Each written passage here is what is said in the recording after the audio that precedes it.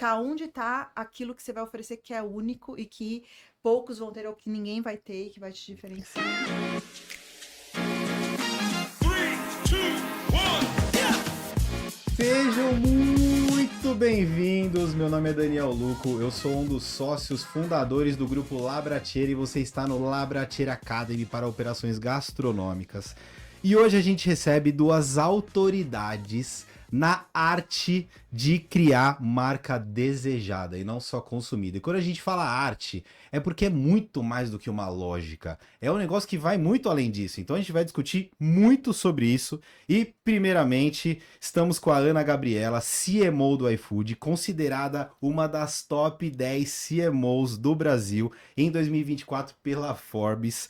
E ela chegou no iFood em 2019, fundou a área de Insights e Marketing Intelligence e hoje lidera estratégias que tornam o app não apenas líder em delivery, mas uma das maiores marcas mais amadas do Brasil. A gente vai falar bastante sobre isso e é a única marca brasileira no ranking das 3 maiores plataformas de tecnologia na América Latina. Então se prepara, Ana, seja muito bem-vindo ao nosso programa, é um prazerzaço ter você aqui.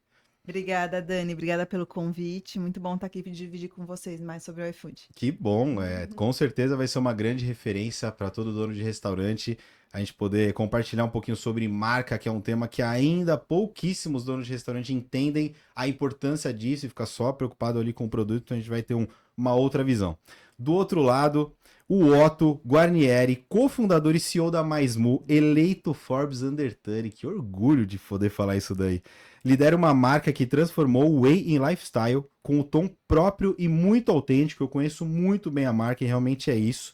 E o Otto construiu uma comunidade fiel e uma operação que não para de crescer ano a ano. Então, Otto, seja muito bem-vindo ao nosso podcast, ao nosso programa. Valeu, Dan. Prazer estar aqui com vocês. Prazer em poder compartilhar um pouquinho da nossa jornada de criação de marca, das nossas crenças aqui para o pessoal que está tocando os restaurantes. Maravilha. Acho que a ideia aqui é a gente trazer um contexto totalmente fora, né, de uma marca de restaurante. Perfeito. O iFood engloba tudo isso, mas quando a gente fala sobre marca, eu quis tentar trazer um pouquinho dessa conexão entre uma marca que trabalha com whey, só que é uma marca muito relevante no lifestyle, e o iFood, que foi considerada 3 anos consecutivos a marca mais desejada pelo brasileiro.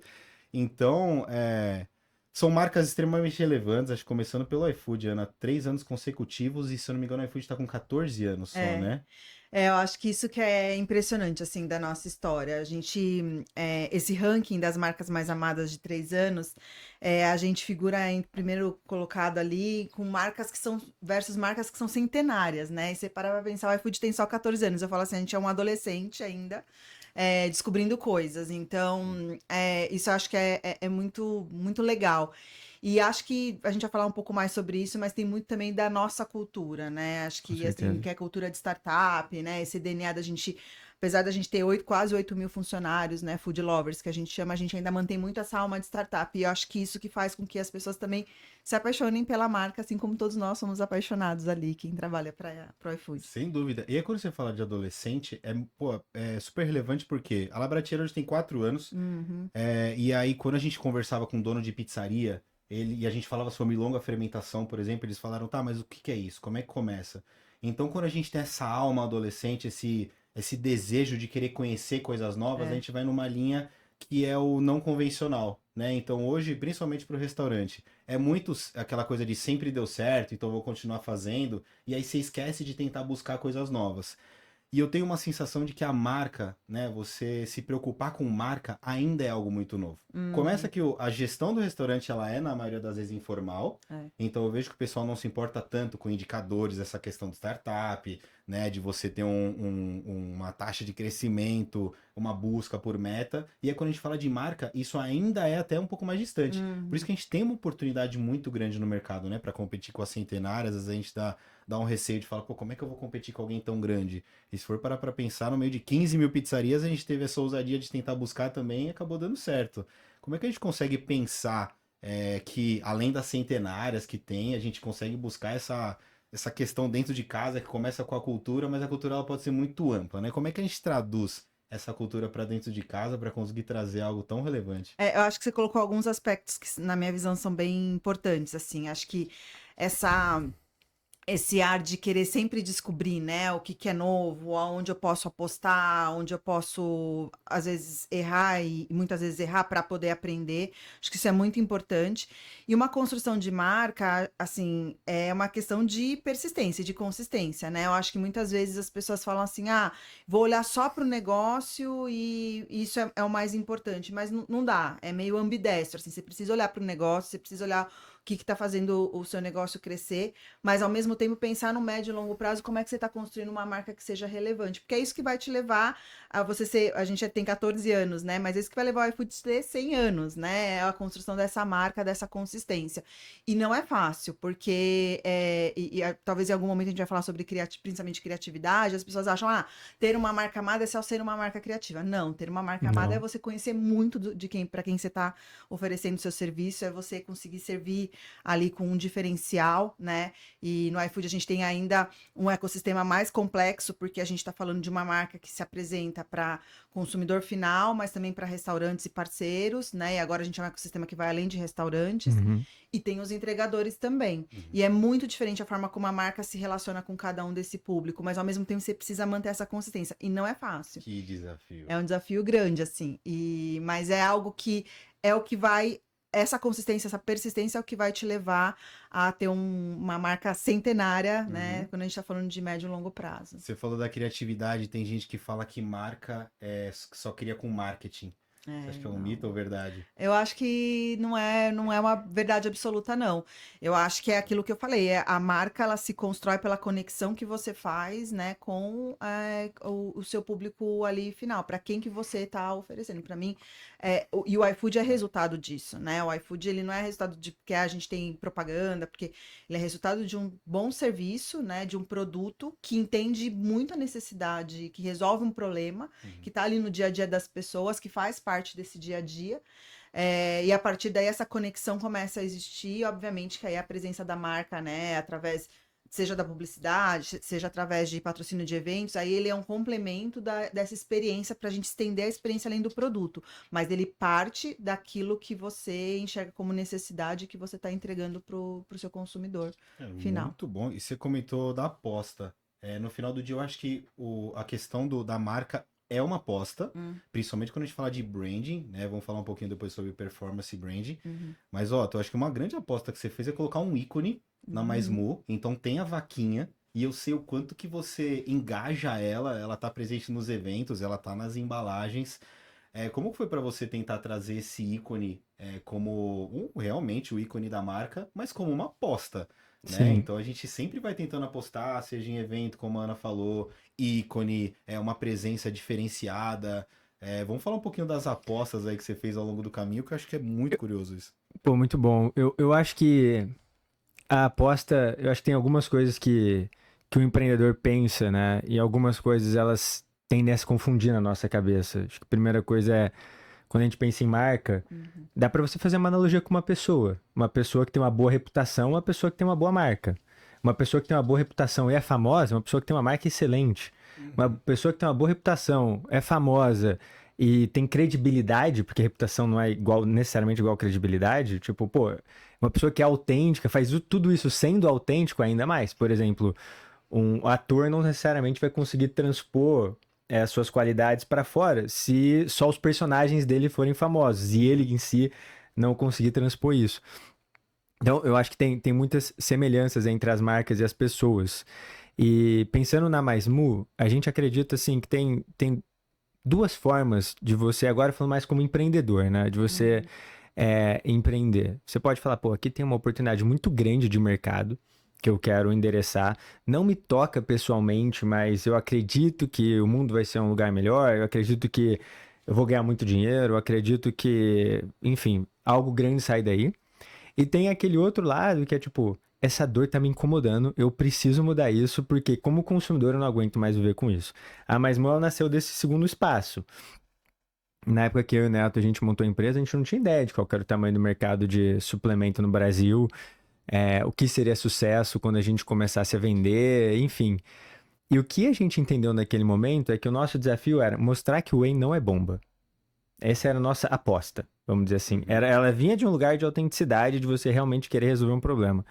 E a gente falou, pô, como é que eu mostro pro mundo, pro brasileiro, né, que o whey não é bom, meu? Porque é um problema do Brasil isso. O whey, se você traduz, é soro de leite. Mas se você fala whey no Brasil há 10 anos atrás, whey é bomba. Sem dúvida, inclusive pras mães, né? Inclusive para as mães. E aí a gente fez o primeiro whey à prova de mãe, é o que a gente fala, né?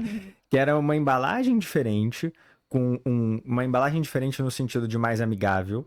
Era um Legal. produto menor que poderia ir para outros pontos de venda, e não só para aquela loja de suplemento tradicional, mas também para o supermercado, para a loja de conveniência, para a padaria.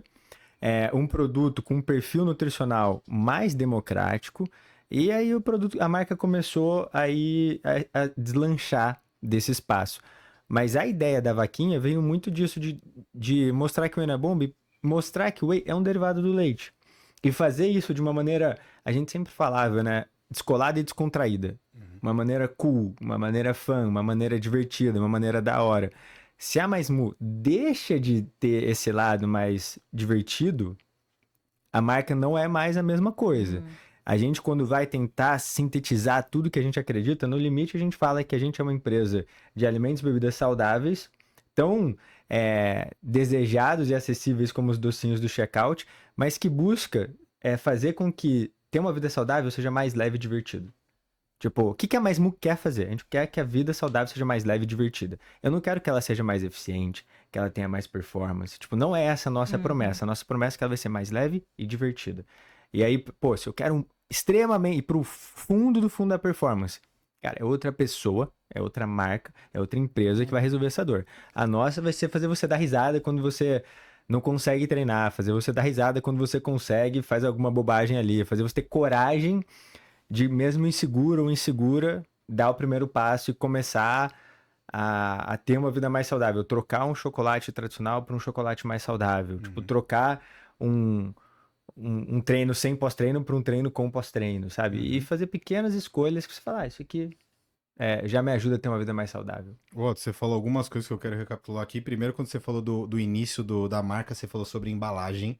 E aí tem pouquíssimas pessoas que entendem que embalagem é um dos principais pontos da marca ser vista com bons olhos. Pô, isso é muito verdade, Dan. Né? Eu lembro que a embalagem que você tinha ali da garrafinha, inclusive, era muito mais bonita que várias outras. Você olhava, era uma coisa muito tradicional, meio industrial, inclusive, né? E aí, de repente, você aparece com uma marca que tem identidade, que tem cor, que tem a vaquinha. Então, é uma comunicação bem divertida mesmo, como você comentou, né? E eu acho que ela sempre foi muito autêntica, né? Eu acredito... Essa é uma dificuldade, a gente entender até que ponto a gente consegue vender mais porque a gente está fazendo mais publicidade, como a Ana comentou, e até que ponto a gente consegue vender mais porque, na verdade, o nosso produto, ele está sendo muito bem comunicado. E essa comunicação, no caso de uma empresa de bens de consumo de prateleira, isso pode acontecer no PDV. E esse é um grande desafio nosso. Como que a gente otimiza essa conta? Como que a gente otimiza a conta das redes sociais, do marketing nas redes sociais e do marketing no ponto de venda? Em fazer com que o produto só tenha simplesmente mais espaço de prateleira com uma comunicação mais clara. Que ele esteja na altura dos olhos, que ele tenha no preço certo, que o packaging comunique o que precisa comunicar. Porque a minha sensação é que às vezes a gente também, muito empolgado em falar quem a gente é, em contar nossa história, em ser mais divertido, coloca um caminhão de dinheiro nisso, sendo que o produto já se destaca e você precisa, na verdade, fazer com que ele ocupe o espaço que ele precisa ocupar na prateleira. E não ficar falando dele, mas ele, na verdade, está ali embaixo, escondidinho, a pessoa tem que caçar para buscar. E acho que a gente está nessa migração de ir um pouco mais dessa parte macro, de comunicação de marca, para realmente conseguir entregar o produto no PDV e o packaging, por si só, fazer uma excelente comunicação. Você quer falar? Não, eu queria só complementar que eu acho interessante aqui o que o Otto tá trazendo, porque falei um pouco sobre consistência, né? E eu acho que você persistir na consistência é muito relevante, porque o que vai fazer você não colocar um caminhão de dinheiro, aonde que você precisa colocar um caminhão de dinheiro na sua marca? quando você começa a ser muito inconsistente nos pontos de contato, né? Então você precisa ter um esforço muito grande para poder comunicar aquilo que você quer e de uma forma que as pessoas cheguem nas pessoas. E aí, quando você fala, a gente tem muito claro o que a gente quer e o que a gente não quer, né? Então a gente não vai se posicionar como uma marca de performance, a gente quer se posicionar num outro território, a gente resolver uma outra dor. Isso é muito importante, porque é isso que vai determinar muito como você vai se apresentar como marca, seja no ponto de venda, seja nas redes sociais. Isso vai diminuir muito o seu esforço. Então, eu acho que uma coisa que a gente aprendeu muito também no iFood, e a gente foi lá no começo também uma startup que experimentava muita coisa, a marca é inegociável, assim, a identidade da marca, o que é o nosso propósito, o que a gente vai fazer, as nossas escolhas, elas vão ser sempre muito intencionais, e a gente vai deixar muito claro o que vai ser, porque senão isso também gera uma confusão na cabeça das pessoas, que vai ter um esforço muito grande para você voltar, né, a se posicionar ali de uma forma consistente. Então, acho que isso é muito importante, saber para onde você quer ir, qual é o seu posicionamento, o que você não... acho que o mais difícil de tudo é saber o que você não vai fazer, porque você dá aquela vontade, vamos fazer isso também, vamos testar aquilo, vamos comunicar isso. Mas o que você vai abandonar porque você quer persistir naquilo que é importante? Ana, se eu puder pegar uma deixa do que você trouxe, e você falou isso também, que é sobre criatividade. Eu acho que a gente tem algumas palavras que elas têm uma áurea positiva que é muito perigosa. Criatividade é uma delas. Parece que, tipo, se você, de repente, tá numa discussão, você fala, pô, mas você quer cortar minha criatividade? Você jogou o super trunfo, jogou o zap ali, e a pessoa ficou sem argumento. Pô, como é que eu vou tirar a criatividade dessa pessoa? Né? Então, é uma carta muito mal jogada, porque ela carrega um significado muito amplo. A mesma coisa numa decisão, não estou dizendo no nível do país, mas numa decisão de board, você querer tomar uma decisão democrática e achar que tudo tem que ser decisão democrática. A conversa é democrática, a decisão muitas vezes é centralizada. Você tem que ouvir. A criatividade ela pode criar, mas no limite você vai ter que falar não para conseguir distribuir. Eu falo que para cada uma dose de criatividade, você tem que ter 10 de distribuição, 20 de distribuição, 1000 de distribuição. E um dos maiores erros, que daí talvez o pessoal se conecte com isso, e acontece sempre, o Dan vai sentir isso, é você gastar 10 mil reais para produzir um vídeo e 1.000 reais de patrocinado para distribuir aquele vídeo. Não, você devia ter gastado 1.000 reais para produzir o vídeo no máximo e pelo menos 10 mil para distribuir esse vídeo. Sem contar que ele deveria ser feito para ser viral, mas se ele não for viral, não tô dizendo viral que ele precisa, tipo, mas ele deveria ser distribuído organicamente e você dá um boost nisso. E eu acho que a gente muitas vezes erra nisso, assim.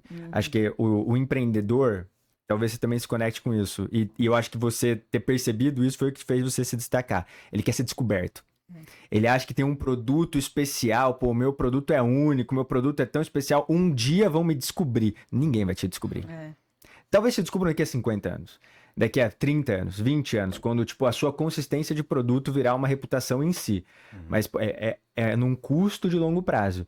Cara, se você quiser realmente ser conhecido ali, você vai ter que distribuir a sua mensagem com muita consistência. Você sabe, Otto, que tem gente, principalmente no mundo de restaurante, que vai gastar desde 100 mil para abrir uma loja até 2 milhões, 3 milhões. Com certeza. E depende muito do tamanho, quantidade de lojas, aliás, quantidade de cadeiras que vai querer. E aí, quando fala de investir 10 mil reais em marketing, é algo que não tem como pensar isso. Deixa os clientes passarem lá e eles vão identificar que dá para ver. Quer ser descoberto. Como é que a gente defende que vale a pena, então, investir em marketing? Porque, pô, já que você investiu de 100 mil a 3 milhões e não tem fim, pô, faz muito sentido você ter uma verba ali, então.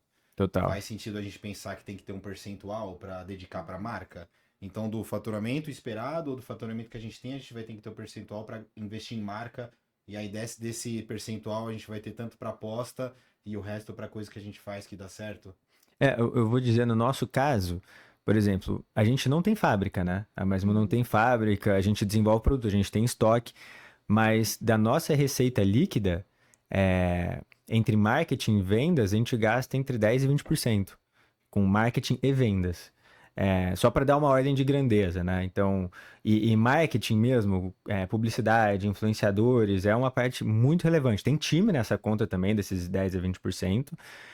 Tem time de promotoria, tem time de vendas, tem verba de comercial, mas assim, o peso que é necessário você dar para você conseguir crescer de maneira consistente para as despesas de marketing, né, para os investimentos de marketing, é bem significativo. E se você não tem uma margem para cobrir isso, você começa a ter que equilibrar o negócio pra ver como fazer. Mas Ou acho seja, muito difícil. começa a investir em marketing, começa a dar cupom que vale a pena no iFood, começa a fazer essas coisas porque vale muito a pena.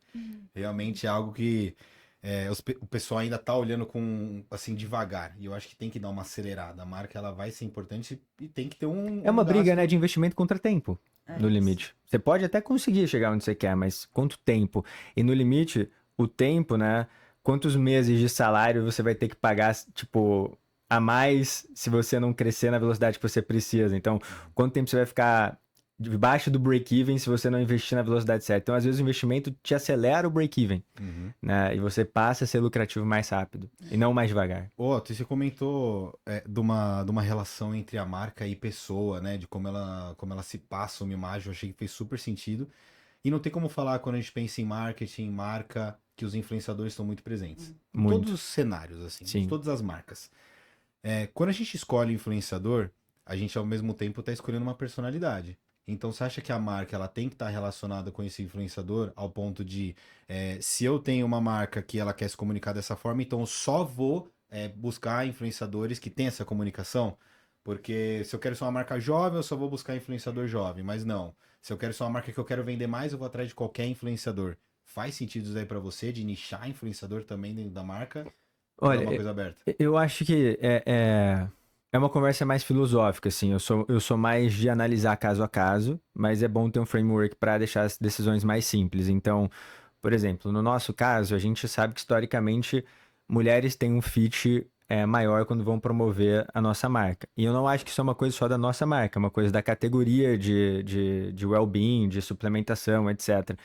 Então, a gente vai tender a optar mais por pessoas, por mulheres, né? Mas nem tudo que a gente quer é venda no curto prazo. Então, pô, teve um momento que a gente fez a gente ficou um ano com um contrato com o Rodrigo Góes.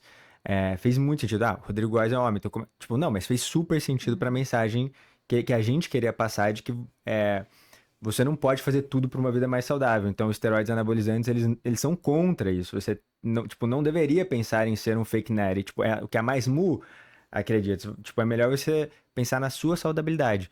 Então, fez sentido como uma comunicação de marca. Agora, a gente vai sempre tentando tatear isso. O que eu acredito é que tem que ser pessoas que realmente acreditem no seu negócio. Isso para mim é o inegociável.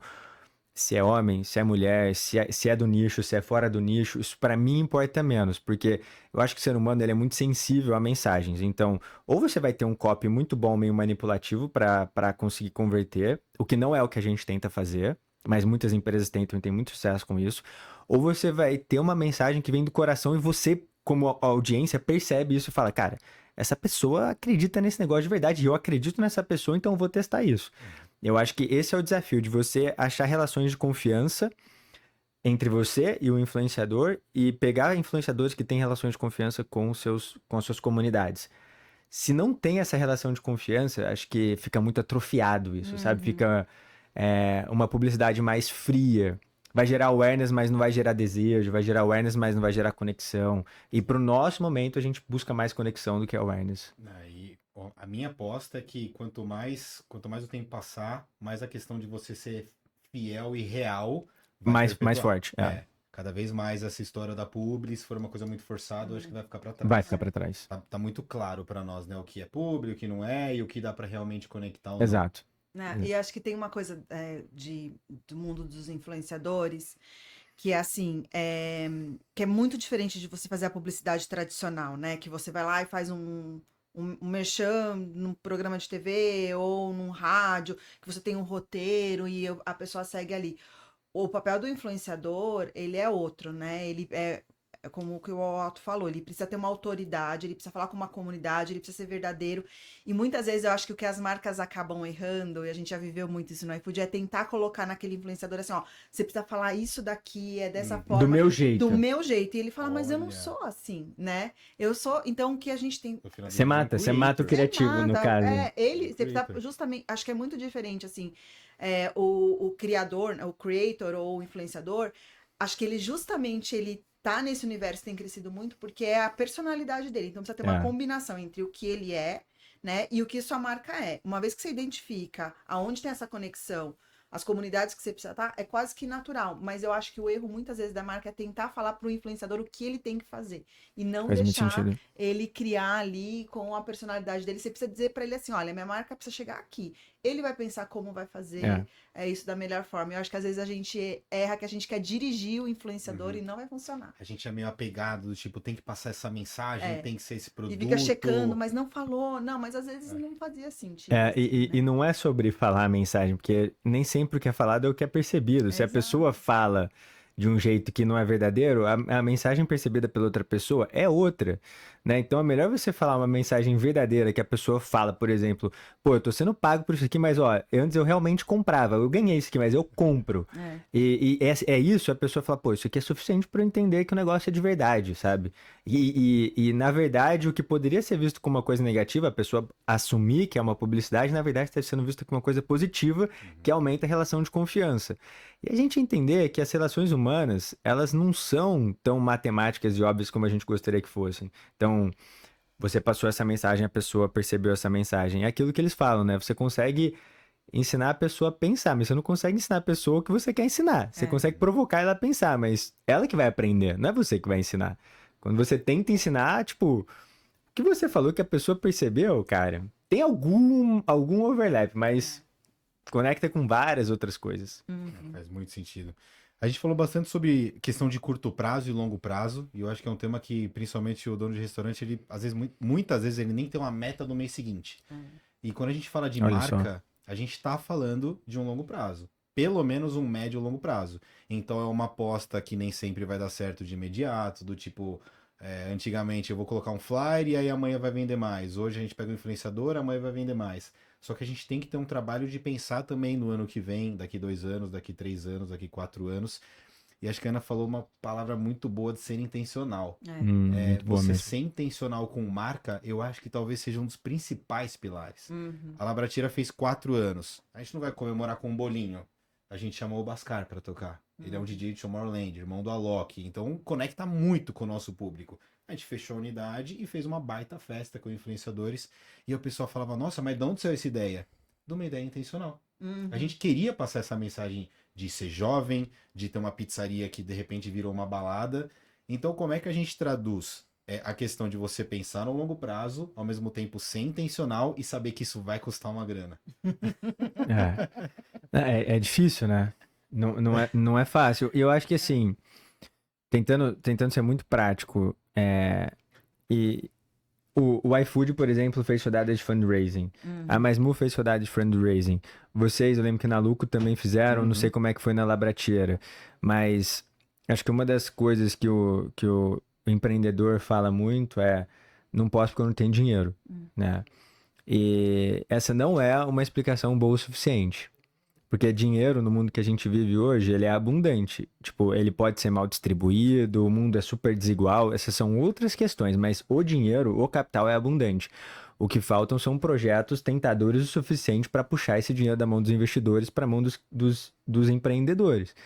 Então, é você entender, né? Se você tá fazendo o blend ideal de apostar tudo no restaurante versus apostar um pouco mais na marca, equilibrar. Às vezes tem um restaurante menor, mas uma verba maior para a marca. Às vezes fazer um levantamento de fundraising, uma rodada de captação para conseguir financiar essas mensagens. E assim, é tropeço. É tropeço. Você vai, não é tipo se eu errar, você vai errar. Você vai tropeçar, vai ter uma campanha que você gastou dinheiro alto e que não vai dar o retorno esperado, mas vai trazer o aprendizado para que na próxima você melhore. E assim, não tem substituto para essa tentativa e erro. E tem uma frase que é muito interessante, né? Se existe uma ferramenta que é melhor que a que você tem e que você não está usando, mas você fala, pô, não vou comprar essa ferramenta porque ela é cara, eu tenho uma resposta para você. Você já está pagando por ela. Porque seu concorrente pagou e você está perdendo competitividade no médio e longo prazo. E a publicidade, né? A propaganda, o marketing é parecido. Se você não está fazendo, tipo, porque é caro, você já está pagando o preço, que é o preço de não crescer, que é o preço de não se comunicar de uma maneira mais assertiva. Então, é como captar os recursos para isso e como alocar eles de uma maneira que seja equilibrada entre produto, porque também não vale a pena você ser aquele político que não tem integridade, mas grita na cabeça das pessoas. Tipo, tem muita publicidade, mas tem pouca autoridade, tem pouca comunidade. Eu acho que é você pensar como é que eu crio uma marca que tá aderente às minhas ambições, às ambições da empresa, sabe? E como é que a gente pratica esse desapego que você comentou, do tipo, vai errar? Não é se errar, é que vai errar, você vai investir errado. E aí muitas vezes o dono de restaurante tem receio de tirar um sabor do cardápio porque existe há muitos anos e aquele cliente específico pega. Ó, eu acho que a Ana vai ter boas respostas pra isso, porque no iFood deve ter muita decisão difícil assim, mas eu É. acho que e a Maismu não é muito boa em fazer isso, mas a gente começou a fazer. Então, aquela bebida que vocês conhecem, que é aquela garrafinha Uhum, transparente com um pozinho dentro, ela já não existe mais, só E tem foi o primeiro e produto, foi o né? primeiro produto, a gente descontinuou recentemente. Então, pô, isso já mostra que a gente está no caminho de tomar essas decisões. Mas quais decisões você está fazendo? Elas são reversíveis ou são irreversíveis? E entender que, tipo, começar a tomar algumas decisões mais claras, vai comunicar, você vai aprender, mas no limite, se você errar, você pode voltar para trás. São raras as decisões que são irreversíveis. Pensa um pouco mais nas irreversíveis, mas nas reversíveis desapega um pouco mais. Eu acho que a minha única provocação é, tipo, ver o que que é reversível e irreversível e ver o que está alinhado com o seu longo prazo e não está alinhado com o seu longo prazo. É quase uma matriz, alinhado, desalinhado, reversível e irreversível. Pô, é reversível e tá alinhado no longo prazo? Pô, testa. Ah, é reversível e não tá alinhado? Talvez não valha a pena testar, sabe? e eu complemento aqui que acho que vai fazer parte da vida de qualquer empreendedor errar, né? Acho que todo mundo pensa que as coisas são muito. Provavelmente olhando o iFood hoje, olhando a Mais1 hoje, vai falar assim: nossa, mas foi tudo tão linear. Não, Não, teve muita coisa no meio do caminho que deu muita coisa errada para muito. poder dar certo. Então, acho que essa é a vida do empreendedor. E acho que então, essa é a única certeza que tem, né? Vai dar, alguma coisa vai dar errado, você precisa aprender. Eu acho que você tem que fazer acelerar essa curva de aprendizado, assim, como que você erra mais rápido, assim, testa e erra, acelera isso, passa para a próxima para você poder ir evoluindo, né? Porque no fim do dia não vai dar para ficar lamentando muito ali o que aconteceu, putz, o que isso me ensinou, como que isso vai fazer com que eu cresça e a partir desse aprendizado. Então lá no iFood a gente tem muito isso, assim.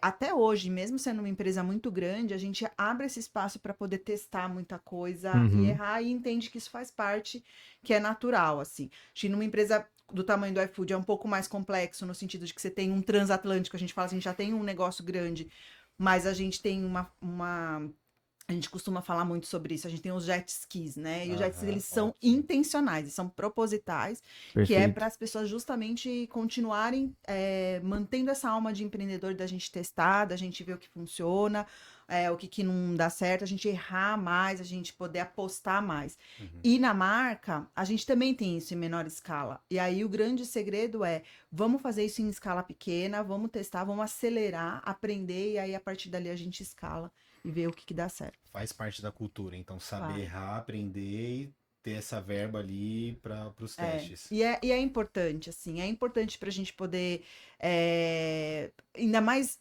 no mundo que existe hoje, assim, tudo muda, é tudo imprevisível, né? Você precisa saber pivotar muito rápido. De repente apareceu uma pandemia em 2020, ninguém estava no plano lá de longo, médio Não prazo que ia tava. ter uma pandemia, Uhum. né? E dali surgiram novos negócios, surgiram, né? E mesmo IA agora, né? Tipo, não Agora com tava no ele, plano, tipo, pô, de exato, repente esse negócio vai exato. ser E a absurdo. gente não sabe o que vai acontecer daqui a um Não tempo, sabe. então a gente precisa se adaptar o tempo todo. Então isso é importante também. Tem alguma experiência que você teve, Ana, que você imaginou que não daria certo e de repente deu muito certo? Você falou, pô, isso daí pra marca foi super relevante e é aquela história de você tentar, você ser intencional e falar, nossa, isso daqui vai dar muito certo, aquele eu acho que não vai dar tanto, e na realidade é o contrário. É, Uma ação dá muito certo e a outra não. eu posso contar, na verdade, um case que a gente viveu que foi assim. A Cazé TV, hoje a gente é um dos maiores patrocinadores da Cazé TV e todo mundo já conhece amplamente a Cazé TV hoje como Sim. ela é. Mas lá atrás, quando eles conseguiram direito para transmitir a Copa do Mundo, eles eram uma aposta. Assim, ninguém sabia o que ia acontecer. Imagina que o brasileiro estava acostumado a assistir a Copa do Mundo na TV, com Galvão Bueno narrando, e a gente fala assim: não, a gente não vai fazer como as outras marcas, a gente não vai patrocinar a TV, a gente vai apostar no Casimiro. E ali foi um frio na barriga, porque a gente não sabia. A gente fala, meu, se ele flopar, se der tudo errado, a marca vai flopar junto, mas se ele der certo, a gente vai estar junto com ele também. No final, ele virou um fenômeno, acho que foi, mas assim, pra gente apostar ali no começo, é aquela dúvida, mas será? Pô, muito Aí boa você essa fala, aí decisão. você fala Baita lá, história legal. aí você fala lá dentro assim, aí as pessoas falam assim, mas será? Ele é tão nichado, será que vai dar certo? E no final a gente falou, não, vamos apostar, Pô, sensacional. vamos... E a gente fez uma outra coisa que foi, a gente vai ajudá-lo também a dar certo, né? E aí o aplicativo mesmo, ele é uma mídia que tem hoje 40, 50 milhões de usuários que entram no aplicativo. Então a gente falou, a gente vai... E olha só que engraçado, porque eles são uma mídia, eu tava comprando um veículo para anunciar. O que a gente fez, a gente falou assim, a gente vai inverter essa lógica, a gente vai anunciar eles também nos nossos Olha que veículos sensacional. para que eles também deem certo. Então, no final... Cria um ciclo virtuoso, né? Exato, no final deu certo, mas no começo deu muita dor de barriga, assim, do tipo, Acho vai que- dar certo, ai... Você falou né? uma coisa, acho que tem tudo a ver com a nossa história aqui, mas tipo, pega o estereótipo do Casemiro. Ele tem tudo a ver com o iFood. É, Pega o estereótipo do Galvão Bueno. Ele tem tudo a ver com um grande restaurante chique, sabe? Tipo, é meio que a associação que as pessoas vão fazer. Tipo, você não imagina o Galvão entrando no iPhone dele Aham. pedindo um iFood. Tipo, pode acontecer, né? Mas ele passou disso. Tipo, ele é uma pessoa que já tem uma reputação, uma hierarquia na cabeça das pessoas. Tipo, o Galvão, ele vai pra Mônaco, sabe? Tipo, então, e o Casemiro não, por mais que ele já seja uma pessoa extremamente relevante, ele coloca essa jaqueta de tipo uma pessoa do povo, uma pessoa que sofre os perrengues da galera, que faz as lives ali comentando as coisas de todo mundo. Tipo, é genial essa associação do iFood com o Casé, porque tem tudo a ver. Tem E tudo a agora ver. já vai fazer quase 4 anos que a gente fez essa aposta, então 3 anos, né? Então, é isso, mas pensa que lá atrás, como é que a gente identifica o que a gente Não é chama óbvio, não é como óbvio. é que a gente identifica quem que vai se identificar com o iFood, né? Então, muitas vezes você vai arriscar. Perfeito. Eu podia estar contando uma outra história aqui pra você falar assim, nossa, deu tudo errado. Não, e podia mesmo. A gente apostou, não deu certo, a gente não tem mais a parceria, mas no final foi uma história que deu certo, assim. Sim. E a partir do momento que tem o cliente ele tem uma conexão com a marca tão relevante ao ponto de começar a gostar, percebe esses momentos que marcam a vida, principalmente para o restaurante, aquela coisa de repente marcou a infância da pessoa e tudo mais. A gente tem um momento onde a marca ela começa a ficar mais importante do que o produto. É um momento, acho que é o desejo de todo mundo, de você pensar, pô, agora, independente do produto que eu tenha, as pessoas elas vão me consumir. E pensando que todos nós temos concorrentes, né? O iFood talvez até menos agora, que vai começar a vir. Mas o quando que, para vocês, a marca ela se torna mais importante do que o produto, ao ponto de vocês serem confiantes de falar, independente de tiver um produto parecido ou não, a marca é o que vai predominar nesse momento. Eu não sei se a marca, eu acho que a marca, ela não, eu acho que é uma combinação, assim, eu não consigo ver muito a marca sobrevivendo além de um produto. Acho que é bem importante, assim, alguns pilares são inegociáveis, né? Aquilo que você se propõe, né? E entregar, você precisa entregar, e a marca, ela precisa disso, né?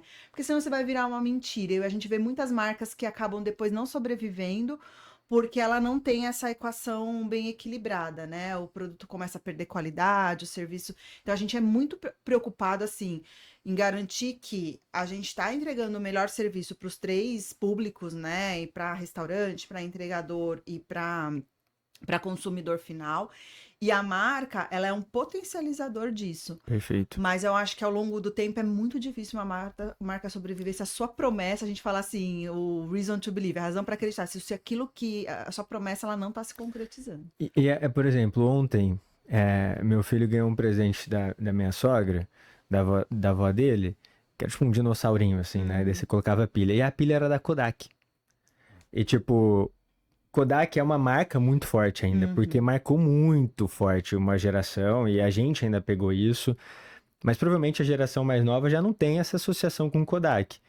E de repente Kodak, que era sinônimo de fotografia, tá vendendo pilha. E tipo, porque consegue, ainda tem uma lembrança de marca, mas já não tem aquela consideração, já não tem aquele valor que tinha antes, né? E eu acho que o ponto que você está trazendo, Ana, é que lembrança de marca e consideração de marca são coisas diferentes. Acho que quando você tem uma marca muito grande, muita gente vai lembrar por muito tempo, porque marcou muito. Mas se isso continua sendo considerado na hora de tomar uma decisão, que é o que você quer, acho que é uma outra coisa. Tipo, tem várias marcas que a gente pensa que são marcas que estão no passado, são muito fortes, mas elas são muito lembradas, elas não são necessariamente, tipo, acionadas ali. Tipo, pô, quero uma câmera. A primeira coisa que vem hoje é o iPhone, é o Samsung, é um celular, né? Não é mais uma câmera fotográfica. E quando você vai pensar numa câmera, você vai pensar numa Canon, você vai pensar numa Nikon, você vai pensar numa Leica, você não vai pensar mais tanto numa Kodak. Quando for considerar, você vai pensar na Kodak, mas quando for considerar uma compra, aí que você vai optar por outros modelos. Eu acho que nenhuma marca, por mais forte ou lembrada, né, conhecida que ela seja, vai sobreviver a uma disrupção do próprio negócio. Então, acho que o tempo todo hoje, né, todos os nossos negócios, eles passam por a qualquer momento ele pode ser disruptado por qualquer, né? Com toda a Kodak, é isso. Chega o celular, muda completamente o parâmetro de Completamente. mercado. Mesmo a gente ali em delivery, né? Antes, o iFood ele nasce de um catálogo impresso de várias pizzarias, se ligava numa central telefônica para pedir uma pizza, né? A gente mesmo disruptou o nosso próprio negócio, nosso próprio produto, trazendo isso para um aplicativo. Então, você acaba com o catálogo, o seu produto era um catálogo. Você acaba com o catálogo para poder É o evoluir. dilema do inovador, né? Você mata Exato. aquilo que te deixa grande em busca de uma coisa que ainda não te dá dinheiro, Exato. mas que tem todo o potencial de te destruir se não for endereçado por você. Alguém vai fazer isso e vai te destruir depois, É né? isso, e nenhuma marca vai sobreviver se você não tiver o tempo todo pensando como é que você vai ser disruptado, se você vai ser disruptado ou como você pode disruptar, né? Mas ao mesmo tempo, essa equação que você falou, concordo, acho que ela é perfeita, principalmente para quem está começando. Mas chega um momento, como o iFood, ele tem uma marca tão relevante e uma conscientização tão relevante, chega a ser até subjetivo, ao ponto de qualquer coisa que vocês fizerem vai ser considerado bom. Então, vamos imaginar, nós como pizza napolitana, hoje a gente é considerado uma das melhores pizzas napolitanas do mundo, né? Segundo os principais rankings que a gente tem. Se a gente for em algum momento para uma linha de tentar buscar um almoço com pratos, a gente vai ser considerado de uma forma Com diferente. certeza.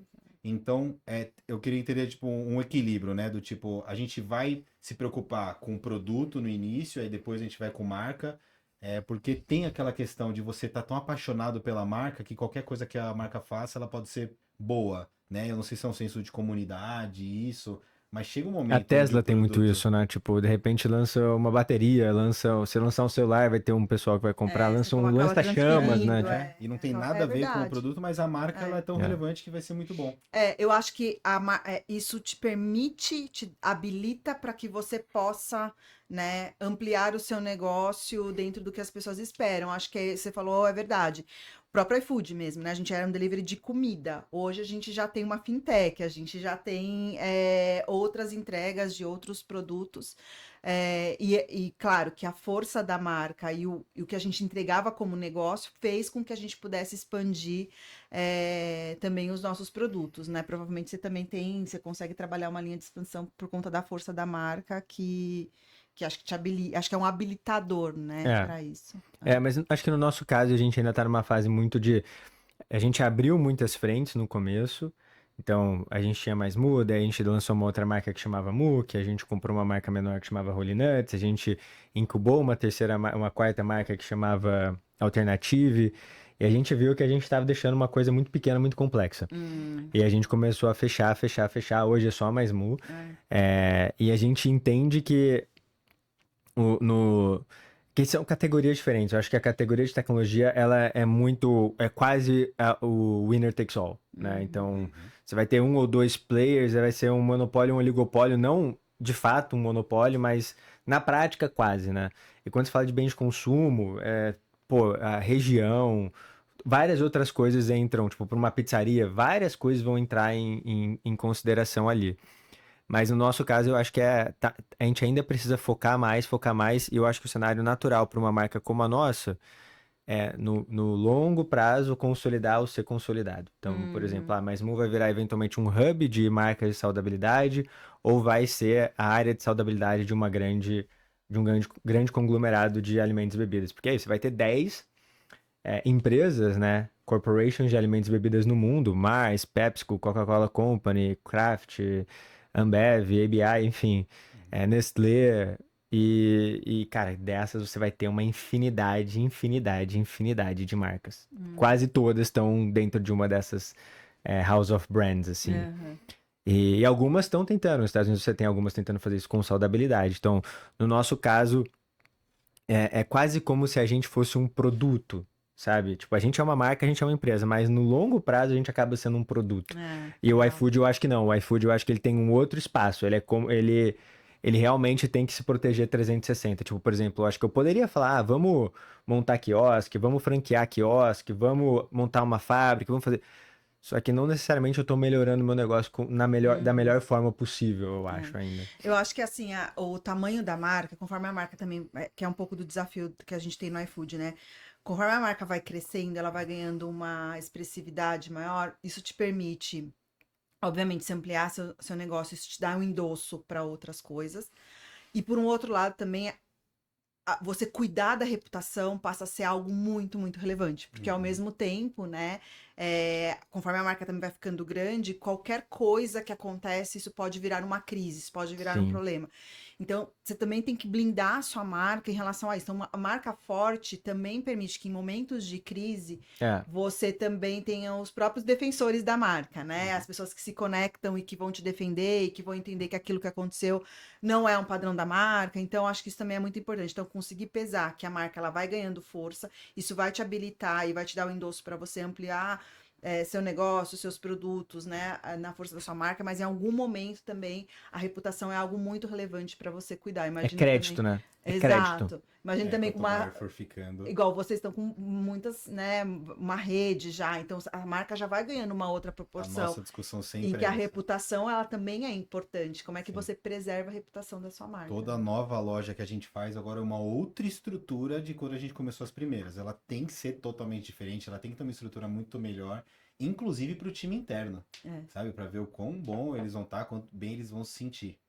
E Ana, você comentou lá atrás, era a questão de telefonar, de ligar, e era o Disque, né? Se eu não me engano, era o Disque. Era o Disque Cookie. Disque Cookie. É, Disque Cookie. é. E aí, de repente, mudou o nome, foi para iFood, tá esse tamanho todo. Vocês cogitam a ideia em algum momento de, pô, o iFood é muito mais do que só comida, né? Não, a gente já tem, ó, hoje a gente já, a gente tem o iFood pago, que é já uma fintech, Uhum. então tem a maquinona, então a gente já começa a ir para salão, então assim, acho que isso é legal, né? Nós utilizamos, inclusive. Ah, vocês usam? Ótimo, porque a gente já não tá mais só no ambiente digital, né? Sim. No aplicativo, a gente já começa a ter outros negócios, então sim, acho que isso é um negócio que está se consolidando e vem crescendo bastante.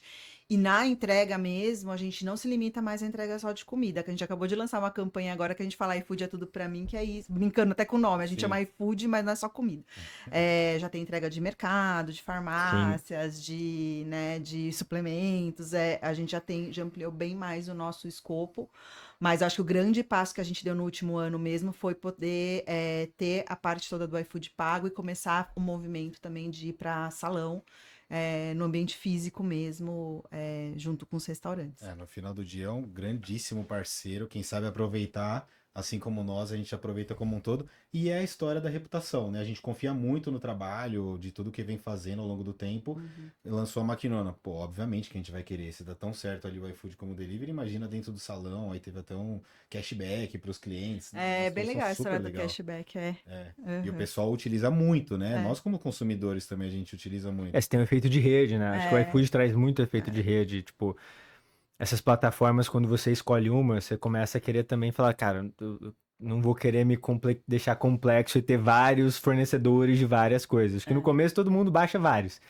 Depois fala, pô, se eu tô pedindo desse, deixa eu pagar os outros, porque senão vai ficar mais complexo e você vai simplificando e vai consolidando, né? E mesmo para parceiros, né? Assim, a ideia é você ter uma solução completa, cada vez mais ser um hub de solução que te gere menos esforço para você ficar fazendo muitas gestão de muita coisa. Então tá tudo ali, né? No ambiente físico, no digital, você consegue fazer uma gestão mais única. Boa. A gente tá chegando na etapa final aqui, e antes, o comportamento do restaurante era... você tinha uma linha onde você ia no restaurante que era você com seus pais, né, ou com os avós, e aí você tinha aquela memória afetiva, e você ia no mesmo restaurante durante muitos anos. Verdade. Eu, particularmente, ia muito. Minha família, com restaurante há mais de 40 anos, tinha muito dessas histórias de que iam com os pais. Hoje, é uma linha do tipo, você tem uma lista de restaurantes que você precisa ir para conhecer, através dos influenciadores ou de quem quer que seja, revistas, e aí, a partir do momento que você foi nesse restaurante, você já ticou ele e vai pro próximo, né? Dá uma sensação de que o giro tá muito maior e a fidelidade tá muito menor. Então, que dica vocês dão pra gente fechar pro dono de restaurante pra ele entender que isso como que ele pode ir na contramão disso, né? De uma vez que o cliente ele tá muito adepto a te conhecer, né? E a partir do momento que ele te conhece, obviamente, quanto mais ele ficar com você, melhor. Mas como é que o dono de restaurante ele pode pensar nisso de uma forma como marca, de ele ser bem posicionado, dele conseguir reter esse cliente mais do que só conquistar ele? Uhum. Olha, essa é uma pergunta difícil, porque eu sou muito da rotina, né? Então eu vou Ah, sempre é? nos mesmos Ah, é? restaurantes. Nossa, Não tipo, faz a listinha? Você não faz a não, listinha? não faço, assim. Tá. E... Mas acho que por isso porque você tá sem Instagram, na verdade. Por isso você não faz a É, listinha. não, e assim, mas é um perfil mesmo. Eu acho que sou um pouco exceção disso, assim, quando eu simplifico muito a minha vida. Então eu compro, pô, como sempre os mesmos pratos e tal. E eventualmente, quando eu vou com a minha esposa, a gente tem nossos restaurantes favoritos, tem, sei lá, uns 10 restaurantes, a gente vai. Ah, vamos nesse agora, vamos naquele outro agora, e a gente vai ciclando isso, né? Acho que pra tentar aproveitar, o que que te faz, então, É, manter nesses então, eu restaurantes? acho que é isso. Eu acho que, pô, por exemplo, a gente gosta muito de ir no Pio, né? Que é um Uhum. restaurante italiano, tem aqui no Shopping Genópolis, tem alguns outros. Cara, eles têm alguns pratos que a gente só viu lá. Uma coisa extremamente autêntica, né? Que tem uma casquinha que é tipo um cone de sorvete com carpaccio e com queijo em cima. É uma delícia. Tipo, a gente quase vira uma moeda social, né? Então, por exemplo, pô, a gente descobriu isso. Pô, sempre que a gente vai levar alguém ou chamar alguém pra jantar, a gente quer levar lá pra pessoa também provar um pouco dessa experiência. Pô, eu tô. É uma moeda social. A pessoa fala, cara, o Otto e a Belly me mostraram isso aqui é muito legal. Tem um restaurante japonês lá de casa, que daí ele entrega, tipo, a relação. é, Distância, custo, benefício, tipo, a gente gosta tal, e a gente sempre volta ali. Mas no limite é a comida muito boa e um atendimento muito bom, assim, tipo, e um preço justo. Tipo, no limite, se você E um faz. prato autoral, né, também. No caso japonês tem menos pratos autorais nesse que a gente vai, é mais a questão da praticidade. O outro a gente atravessa a cidade para ir para um prato autoral, Uhum. que a gente gostou. Né? Então, eu acho que isso faz muita diferença. Eu sei que vocês têm uma questão com os drinks, né? Uhum. De Mais tipo, 10 você drinks autorais, sim. e eu acho que isso é muito legal, sabe? Como que você tem uma coisa única É e, isso. tipo, algumas pessoas vão querer voltar lá pra isso. Nem todo mundo. Aceita que não é todo mundo, porque não é como era antes. Concordo Sim. muito com você, Dé. Mas como que você. Eu vou tentar ser mais prático aqui. Tem uma analogia que eu sempre trago que é. Se você é um músico no século XXI, no Brasil, e você gosta de tocar piano, você tem um grande problema. Porque tem poucos brasileiros que vão querer ouvir você tocar. E você pode entrar no seguinte dilema: ou eu vou tocar piano, mas eu vou ter uma audiência pequena, mas eu vou ter satisfação pessoal, e se eu fizer isso no longo prazo, eu vou me desenvolver muito e vou eventualmente ser premiado, talvez internacionalmente por isso, e ter uma audiência maior, talvez no mundo, mas não no Brasil. Ou vou para um caminho mais fácil, de vou tentar tocar o que as pessoas querem ouvir, atender o meu cliente nesse sentido. Eu vou ter menos satisfação pessoal, provavelmente, porque eu sou apaixonado pela música, não pelo reconhecimento. Mas, pô, vou pagar minhas contas muito mais cedo, etc. Eu acredito muito nesse primeiro lado, né? Que você deve encontrar a sua turma. Então, pô, se você é, tem vontade de fazer alguma coisa autoral, faça essa coisa autoral e encontre a sua turma. Não vai vender música clássica para quem gosta de sertanejo, não vai vender sertanejo para quem gosta de música clássica. Uhum. Se você é um restaurante que gosta de comidas que vai ser mais demoradas, etc., cara, não vai fazer propaganda de velocidade. É. Foca na família, foca no casal. Pô, se você é um restaurante rápido, sei lá, agora tem um filho, pô, põe um brinquedão legal, sabe, para as famílias irem lá, que daí o filho vai tomar a decisão, pô, pai, eu quero ir naquele brinquedão. E você fala, pô, vou lá no brinquedão, sabe? A Entender gente o vai muitas cliente que vezes no ela fala. América, Uhum. lá do shopping São Caetano, porque é um dos únicos restaurantes ali no shopping que tem uma área kids. Pô, é a comida que eu mais amo? Não, mas é uma comida muito boa, tem um preço legal, tipo, tem um atendimento muito bom. Mas, pô, cara, resolve a vida ali que meu filho ele vai se entreter enquanto ele tá super entediado e eu não quero dar uma tela pra ele, sabe? E eu acho que é você entender quem você é e ter coragem de expressar isso, assim. Eu concordo. Eu acho que concordo 100% com o que você falou. E acho que até resumindo aqui um pouco, né? Pra mim é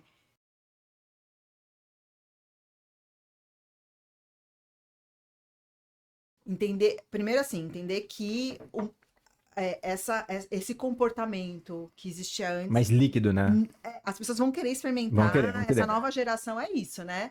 Estimulado Muito. pelas redes sociais. Eu vejo minha filha, assim, é uma novidade, o tempo todo atrás de novidade, as coisas precisam mudar. Então, assim, acho que não tem muito como lutar em relação a isso, porque é a realidade.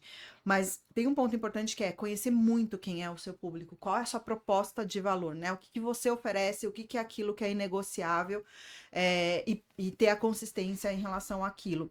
E eu gostei muito e eu concordo que é você achar aquilo que é único. O que é único para você. E às vezes pode ser o prato autoral, Uhum. pode ser algo que faça a pessoa se deslocar de um lugar do outro da cidade. Às vezes é você ter no próprio delivery a mesma experiência que você tem que isso é um grande desafio, né? Uhum. A experiência que você tem no salão e no delivery muitas vezes tem uma diferença. Como é que você Significativa. garante que no delivery você tem a mesma experiência daquele prato que você tem Perfeito. no salão, né? Então você buscar onde está aquilo que você vai oferecer que é único e que poucos vão ter ou que ninguém vai ter e que vai te diferenciar. Acho que Muito bom. teve uma coisa que você falou, Ana, que eu acho que aí tá o pulo do gato. A gente tem que entender muito bem o nosso cliente. É. Só que você também disse lá atrás que o maior desafio é você saber onde você vai dizer não. Então, por isso, você tem que entender muito bem você. Você. E é isso. Pra mim, esse é o dilema do pianista. Você tem que entender o que você gosta de fazer e faz bem e pra quem você vai fazer isso. Demais. Então, é entender quem você é e quem é o seu cliente. Porque é muito fácil no mundo que a gente vive também a pessoa querer ser grande ao invés de querer ser quem ela é. Uhum. Pô, tem uma hamburgueria que a gente vai em São Caetano que a gente vai sempre nela. É longe, tem que pegar o carro. Eu não vou na do shopping porque que é mais perto. Mas, cara, lá é pequeno, mas é muito bom. O lugar é muito autoral. E a gente fala, cara, aqui é muito bom. Por exemplo, eles têm umas maioneses zonas que só eles têm Legal. em tubo que se você vai e coloca no lanche. Minha esposa é apaixonada por isso. A gente fala, pô, vamos lá e vamos comer essa maionese que só tem lá. E tipo, eles não fizeram, pô, vamos ser o maior e as pessoas estão querendo esse outro tipo de comida. Não, a gente oferece isso, a gente é isso. E vamos ser igual o mel que as abelhas vão vindo, sabe? Tipo, e a galera vai indo pra lá. E lota. E agora sim, pra gente fechar mesmo, quem que explica essa história que você comentou de que a gente fica feliz quando a gente faz uma indicação de restaurante e o nosso convidado gosta? Do tipo, a gente recebe gente em casa e fala, você tem que conhecer essa pizzaria porque é muito boa. E quando chega a pessoa elogia, você fica super feliz, fala, eu que indiquei. Ou quando vai para um restaurante, quem que explica isso? No final do dia, o dono de restaurante tem o melhor boca a boca, que é essa história da indicação. Total. Os clientes, eles adoram indicar, e quando o convidado gosta, você se sente super bem, parece que o restaurante é seu, né? Eu que indiquei esse restaurante, que bom que você gostou. Quem que explica isso, né? Pra mim é moeda social, cara. É uma moeda social e acho que é a pirâmide de Maslow, sabe? Você tem sobrevivência, segurança, pertencimento e status e satisfação pessoal. Tá aqui entre pertencimento e status. Tipo, você fazer parte, então você dá alguma coisa pra outra pessoa, tipo, e que vai fazer vocês fazerem parte do mesmo grupo. Pô, ela também validou isso que eu gosto. Isso gera uma sensação positiva e você não gasta pra fazer isso. Tipo, e uma vez, Muito e isso é bom. uma coisa muito importante que eu acho que as pessoas não percebem. Se a pessoa que indicou ganha alguma coisa, isso deixa de ser legítimo. E tipo, o programa de indicação, ele tem esse problema natural. Que, tipo, por exemplo, Eles se eu já fazem isso, né? Não sei porquê. e se você premia, deixa de ser legítimo a pessoa sentir culpa quando fala. Se, por exemplo, se você falar, ó, todo mundo que você levar pra labrateira que usar. Tipo, não, eu não sou um influenciador, tá? O influenciador acho que é outro negócio e funciona, porque é o business dele. Se você me trouxer um amigo aqui, te dou 10 reais de volta. Falo, pô, mas eu não quero trazer um amigo por 10 reais, eu quero trazer um amigo porque é meu amigo. E uma vez que eu tô ganhando 10 reais, eu vou falar, pô, eu tô manipulando esse cara. Tipo, eu não quero manipular porque eu vou sentir culpa. Você bagunçou a relação. E eu acho que é por isso que muitos programas de indicação são mal desenhados. E acho que tem uma coisa que as pessoas, isso é dado, tá? Mais de 80% das pessoas confiam muito mais numa recomendação do que numa propaganda, né? Caramba, que incrível. Então, acho que é bem importante, assim, os donos de restaurantes, assim, cuidarem mesmo do serviço, do que oferece, porque isso é o que é muito, muito efetivo mesmo, é o boca a boca, é o que as pessoas confiam muito mais em outras pessoas recomendando, que isso te dá uma segurança, né, do que até mesmo propaganda. E Ana, eu acho que a gente consegue mensurar isso com o NPS. Ah, com Porque o certeza. NPS é uma pergunta de quanto você recomendaria Recomendaria. para um amigo. E por que que o NPS existe Ah. dessa forma? É justamente por isso, porque as pessoas que respondem, elas se sentem ali numa situação do tipo, putz, para eu recomendar, realmente tem que ser bom, né? Melhor do que você falar quão satisfeito você ficou, Exato. é você falar quanto você recomendaria, porque é você colocar a sua recomendação, né? Só pra que eu acho que outra tem um pessoa. ponto muito importante nisso, que eu acho que é muito frustrante toda vez. Falando do lado do cliente, eu sou uma Aham. pessoa muito crítica para essas coisas, porque eu acredito muito nos incentivos alinhados. Pô, você tem uma pergunta de NPS, você responde lá, pô, dei 7. E a pessoa me pergunta por quê. E se eu não respondo por quê, eu não posso dar o enter. Às vezes eu nem dou o enter.